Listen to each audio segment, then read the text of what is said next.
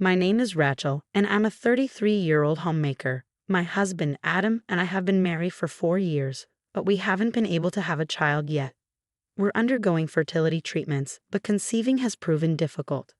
One day, as I was returning from the grocery store, I noticed a little girl, a complete stranger, squatting in front of my house.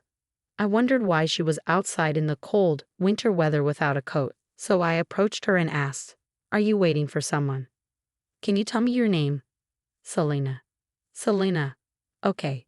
Where's your mother?" "Mommy went somewhere," she replied. "Are you lost? What's your mother's name?" "Mary." "Mary?" My heart sank. Mary, the sender of the letter, was my older sister. She had left home at 20 and never returned. It's been nearly 17 years since we last saw her. As a teenager, she often ran away, got into trouble with men, and caused financial and emotional strain. Now to find out she had a child. Selena handed me a piece of paper. My hands shook as I opened it. Inside were the words, "Take care of this child for a while." "No way," I whispered. "Are you Mary's daughter?" "Mommy said to stay here because you're her sister," Selena explained. I took her hand and led her inside. She was freezing and trembling. I wondered how long she'd been outside. Mary had always been an irresponsible sister, but leaving her child like this was shocking. I'd always wanted a child, but couldn't have one. Pushing aside my feelings, I turned on the stove and wrapped Selena in a warm blanket. "Selena, are you hungry?" "Yes, I haven't eaten anything since yesterday." "You haven't eaten?" My concern deepened. "I'll get you some food right away." I heated up some pumpkin soup for her. Yesterday, I made some pumpkin soup and gave it to Selena right away. It was her first time trying it, and she eagerly drank a lot, clearly enjoying the taste. "This is delicious, it's really good," she exclaimed with a big smile. I was delighted to see her enjoy the soup so much, but it also saddened me, as I wondered what kind of meals she was used to. Instead of questioning her about her usual diet, I focused on cooking more food for her to enjoy. I made fried chicken, an omelet, and rice, and she devoured everything, praising each dish as delicious and tasty. Once she seemed completely satisfied, I suggested we take a bath. It seemed she hadn't bathed in a few days and her hair was greasy. "Selena, how about a bath?" I asked. Her expression tensed for a moment, and I could tell she wasn't entirely comfortable with the idea. "You don't like baths?" I asked. "No, it's fine," she replied hesitantly. I hurried to the bedroom to find some smaller clothes for her to wear as pajamas. When I returned to the living room, Selena was gone. Hearing water running in the kitchen, I peeked in and found her trying to wash her hair in the kitchen sink. "What are you doing? The water is so cold," I exclaimed. "You'll catch a cold." Selena apologized, but I assured her she didn't need to. I wrapped her in a blanket and took her to the bathroom. She seemed amazed as I led her inside. "This is just like the house I saw on TV," she exclaimed. From her reaction, it seemed the house where Selena lived did not have a proper bathroom. It broke my heart to think that Mary made her wash in cold tap water from the kitchen to save on gas money. Holding back tears, I undressed Selena and gently placed her in the warm bathtub. "It's so warm. Are baths always this warm?" she asked, eyes wide with wonder. "Yes, they are. From now on, you can take a warm bath every day," I said. "Really? I'm so happy," she replied with a big smile. I helped Selena warm up and get clean in the bath. Her hair was slightly tangled, but I treated it to make it more manageable, and she soon looked like herself again. After dressing her in my loungewear, we relaxed on the couch in the living room as we waited for Adam to come home. When Adam walked in, Selena seemed startled and drew back in fear. "I'm home," he called out. "Welcome back," I replied. "This is the girl I told you about." "Hello," Adam greeted, but Selena continued to shy away. "It's okay," I reassured her. "This is my husband, Adam. He's very kind, so you don't need to be afraid of him." I explained the situation to Adam, and he was visibly upset. "What? That's unforgivable. We'll keep her here for a while." Of course, I agreed. How could she abandon her own child? Once Adam and I had discussed the situation, we went back to Selena, who was curled up in the living room. I spoke gently to her. "Selena, as I mentioned, this is my husband, Adam." "Hi, Selena. Please call me Uncle Adam," he added. Selena nodded timidly, and I went on to explain. "The three of us will be living together here for a while. Is that okay with you? Is it really okay for me to stay here? Selena asked hesitantly.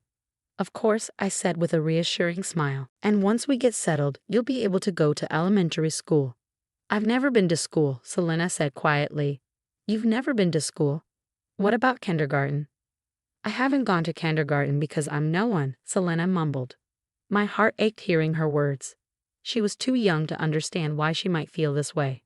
I decided not to press her further that day and let her rest instead. The next day, we would find a way to help her adjust to her new life. I informed my parents about Selena's situation, and they rushed over to see us. Upon meeting Selena, they introduced themselves as her grandparents, Grandma and Grandpa, and enveloped her in a comforting hug.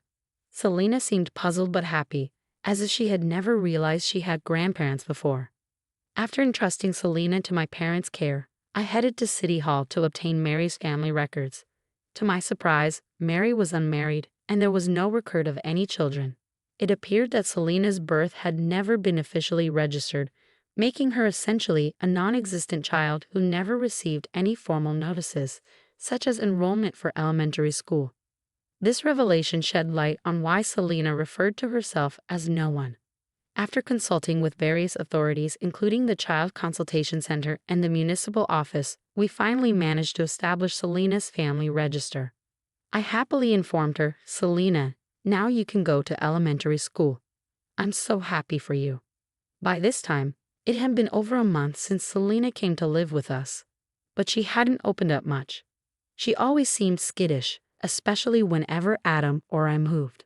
Additionally, whenever she made a mistake, she would apologize excessively, curling up her body and covering her head. It was evident that Mary's past actions had left a lasting impact on her. Selena, you don't have to apologize so much, I reassured her. Uncle Adam and I will never get mad at you, and we will never harm you. I promise. Really? Selena asked with a glimmer of hope. Of course, I replied sincerely. I made a promise, but despite that, Selena's shyness persisted. However, as time passed, she gradually became more talkative and even began to smile more often. Then one day, Selena blurted out, I wonder when she will come for me. Those words struck a chord with me, evoking a sense of sadness. Despite Mary's mistreatment, Selena still longed for her mother. Since Selena's arrival, every day had been filled with joy for me. We had wanted children so badly and treated Selena as our own daughter. We hoped she would stay with us for a long time. The day after Selena's statement, she received an invitation to elementary school.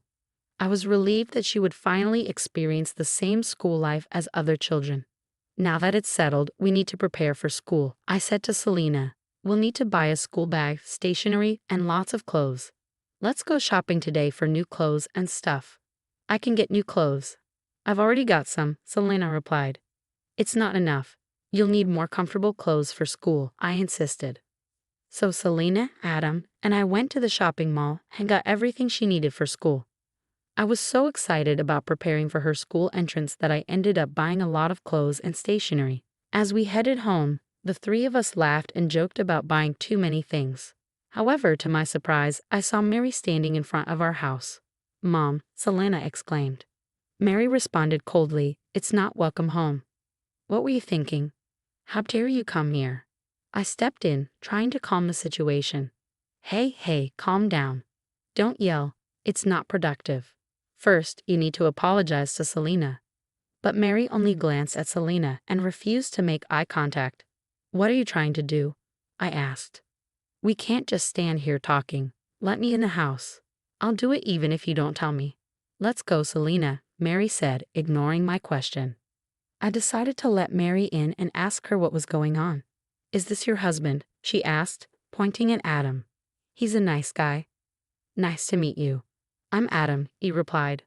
I don't know how to say this, given it's our first meeting, but the way you've treated your child makes you an unfit parent.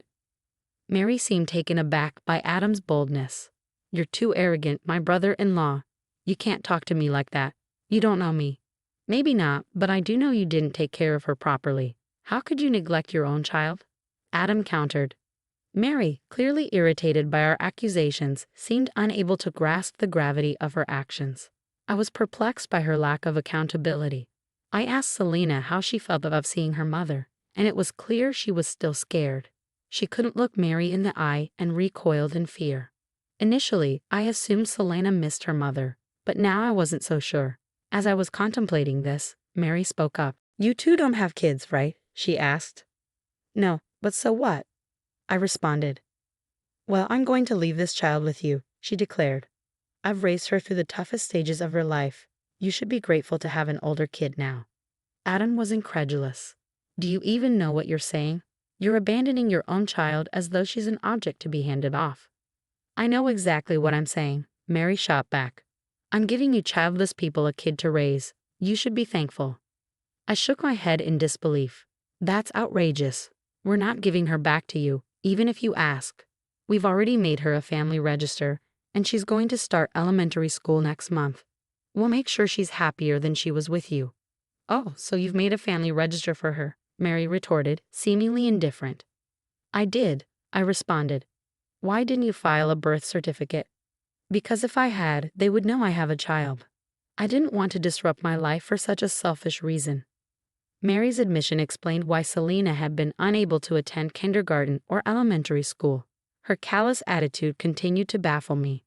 "That's not right. Selena deserves an education. What you've done is neglect, not just active truancy," I told her, knowing that reasoning with Mary was pointless. Mary had apparently broken up with Selena's father before Selena was born and had never registered the birth. To date other men, she often left Selena alone, pretending to be unmarried and childless. Her goal was to find a new partner and raise her child. "We'll take care of Selena," I said, firm in my decision. "But please don't come back to see us again." "Then give me 10 million yen. I'm giving you a person, so 10 million is a small price to pay, right?" Mary demanded. "What are you talking about? You're trying to sell your daughter?" I was horrified. "Of course, I'm not going to pay you though. Selena is a human being," I said firmly. When I refused to pay, Mary threatened to take Selena back and confine her at home, forcing her to wash with cold tap water again. "I won't let you do that," I said. "Fine, 10 million then," she retorted. "Well, I can't get it for you today. You'll have to come back later to pick it up. I'll keep Selena here until then," I said, pretending to agree to her demands to keep Selena safe. "Whatever. I don't want to be bothered with her anyway," Mary replied dismissively. Though I had no intention of paying Mary, I lied quickly to prevent her from taking Selena away. Knowing Mary might return to reclaim her, Adam and I considered what steps we could take next.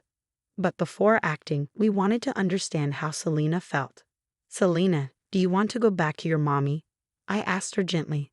"I don't want to go back. Mom scares me. She always bumps into me and says mean things." "I don't want to go back," Selena confessed. "I see," I said gently. "The other day, you mentioned wondering when your mother would come for you. Was that because you were afraid she'd make you leave us?" "Yes," Selena replied, her eyes downcast. "I was worried that if Mommy came, I'd have to go back to that house. But I want to stay here forever." "I understand," I reassured her. "We'll do everything we can to make sure you can stay with us from now on." With Selena's feelings clear, Adam and I decided to investigate Mary's background further. We contacted an investigative firm known to Adam and discovered Mary was now engaged to a successful lawyer. We formulated a plan to keep Mary from taking Selena away and worked discreetly to prepare everything. A week later, when everything was set, we informed Mary that we had the money and invited her to our home for the exchange. During the meeting, I had my parents care for Selena. When Mary arrived, she immediately asked if I had the money. "I won't give you the money, and I won't give you Selena either," I declared firmly. Mary's expression turned sour. "I came all the way here because you said you had the money ready. Now give it to me. Do you realize how heartbroken Selena is?" I challenged her. "You're trying to sell your own child for money. Unbelievable." "How I raise my child is none of your business," Mary shot back. "Children grow up just fine on their own. You don't understand because you don't have kids. Did you even tell your boyfriend about having a child?" I asked pointedly. "Of course not.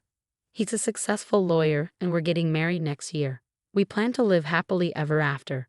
Don't bother us," Mary said dismissively. Just then, the door opened and Mary's fiancé, the elite lawyer, walked in. He had heard our conversation. "Don't tell me what you just said is true," he said, shocked. Did you lie to me? What's going on? Why are you here? You told me you were unmarried and childless. I've never been married, Mary said. I just happened to have a child by mistake. By mistake? That's a terrible thing to say, Adam exclaimed, disgusted. The lawyer confronted Mary. I was about to marry you without knowing you cheated on me. Of course, I'm breaking off the engagement. You lied to me, so you'll need to pay me alimony. Wait, broken engagement alimony? Please don't leave me, Mary pleaded. Shut up. I can't marry a woman who treats her child like that. I don't even want to see your face, the lawyer replied, turning his back on her. Mary turned to me, her eyes filled with anger. Rachel, you brought him here. Why did you do this to me? Because I knew I couldn't handle it the usual way. I'm going to discuss Selena's case with this lawyer, I explained. I was suspicious, but after hearing your words today, I realized the truth. From now on, this lawyer will represent me and my family. You'll regret making an enemy of a lawyer, Mary threatened. Soon after, a police officer arrived at our house. I had previously reported Mary for child abandonment, and authorities had secretly recorded our previous conversation. I also informed them of her visit that day. Mary was taken into custody for child neglect and abandonment, facing a stint behind bars. Although it was a lengthy and complex process, Selena was eventually allowed to stay with us permanently. The lawyer demanded compensation from Mary for breaking the engagement, and she faced legal consequences. After her release from prison, Mary lost both her fiancé and Selena. Additionally, she had to work hard to pay the alimony and child support, which took a toll on her appearance and ability to attract men. Recently, she stormed into our house, crying and demanding Selena back. She's my baby. Give her back. What are you talking about? Selena is ours now. I won't let you take her back, I told Mary firmly. No, not mommy. Uncle and auntie are mommy and daddy, Selena chimed in. Mary, rejected by her own daughter, walked away in despair. I vowed never to let her regain custody of Selena. Mary would have to reflect on her actions alone. Meanwhile, Adam and I have stopped our painful infertility treatments. The three of us now live our days filled with laughter and joy. I'm grateful for the happiness Selena has brought into our lives, and I hope to spend the rest of my life giving her all the love I can.